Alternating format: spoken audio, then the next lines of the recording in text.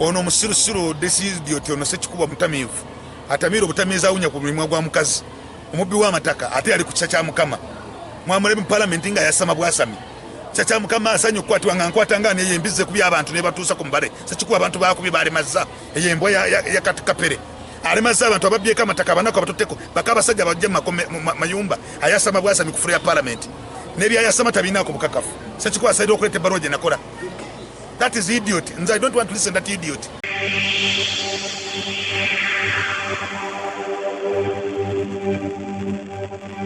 Era ntegezeza abantu nti ekikolwa kyange muleke kikozesa nga ekyokulwanyisa buli mubeera. Mbagamba nti bwe mba nakola ekikolwa ekive nenva ine neetonda ekyo nyinyi Ssaabaddu abaddewo. Ngamba Ssaabaddu nti nkusaba ngende n'obwetowaze bwe ziba mb'okubaze nkubira Mmengo naye ekyokulowooza nti buli anaayimukanga kisa kya Mukama yakola kino kisa kya Mukama yakola kino wanga gavumenti kisa kya Mukama muntu azaalibwa alina omusaayi. Nze kisa kya Mukama wano Gomba mulabye abantu bwenzaalibwa wano ewaka okka abantu baleese amawulire kisa kya Mukama mwadde bwa RDC n'ebirala wedde baga nti kale ndi RDC fine naye nga sibimanyi sisiwe bwanga ku appointment mpeerera abaana 38 leero nga seeko omwana omulala mumulabye nti njagala dream yange okweza abaana 10 abaana abo nze mbasasula school fees na buli kimu masomero gye bali tewali mwana alina asoma amasomo ya mitwalo 4 sasula milioni 18 buli taamu. Nyina abakyala mwe mulabye binawe ebyapa abanaku abatunda emidaala abantu bangi benze nga nyambako naye kati buli muntu ayagala okwogera ku kisa kya Mukama ayagala kukozesa kisa kya Mukama yakunamira Obwakabaka bwa Buganda kisa kya Mukama yakunamira Abaganda ekyo kyaggwa nakikola era nentegeza eggwanga ekyakinkoza nali ntamidde era nange kenyini nenkivumirira so saagala abantu bakigezze nnyo ng'eyatta omuntu ate nkikooye bwe mba kinkwankubamba okubankuba embooko zikole ki ziggwe sijja kulema kubeera mu kitundu kyana kuyamba bantu sijja kulema kubeera mu kitundu kuyamba bantu nti kubanga bwe nayitanga wuuyo yakola kino nedda ngenda kutwala olupapula lwa Daily Monitor mu kooti olwafulumiza defamation kisa kya Mukama yaweereddwa obwa RDC ne bamukuba ne mu mpapula z'amawulire nga bakozesa bad attitude.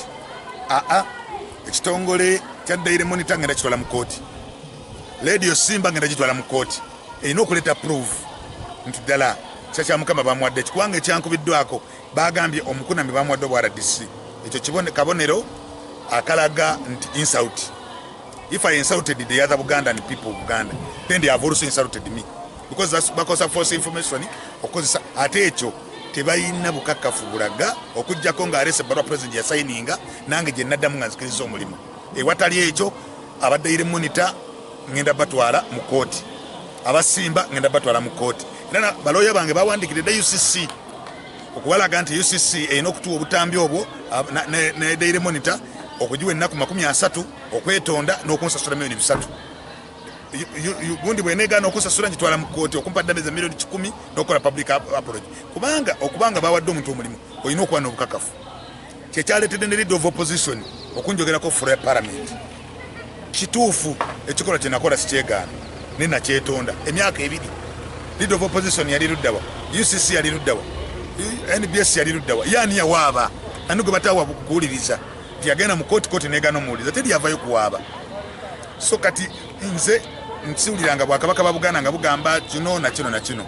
So ayagala okuwulira nti kisa kya Mukama nze njogera nti kisa ntya Katonda omutima gwange neetonda era ne wano neekoze eki neetonze sijja kulemwa kuyamba bantu ng'omuntu agenda kosa erinnya lyange byekisiru ebyo nkoye ebintu byekisirusiru.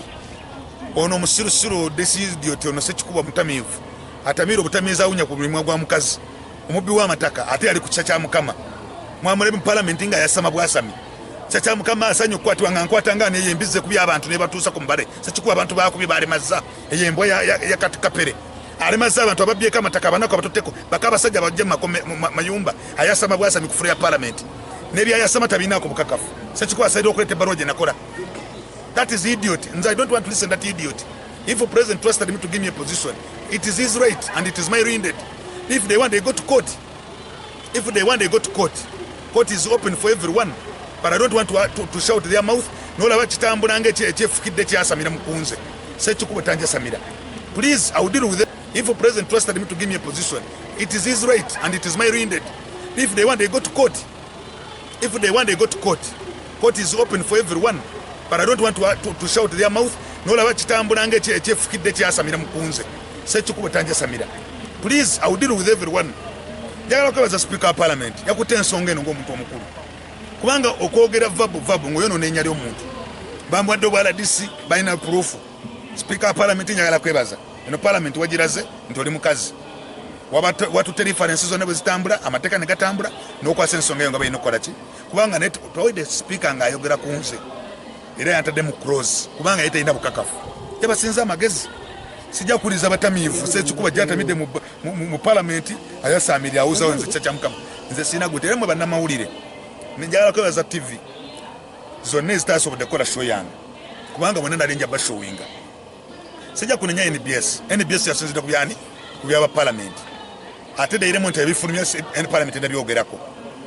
So njagala okubebaza abatabadde mu mikulu gy'amawulire egitaakoze eki egyakivuddeko osobola okyogerako ng'omuntu kubanga kibi naye ate leka kikozesa ng'ekyokulwanyisa muleke kukozesa ekikolwa kyange mukiteeke ku gavumenti mulwanyise Mmengo neva nakikola ng'omuntu kyonjogera kyogera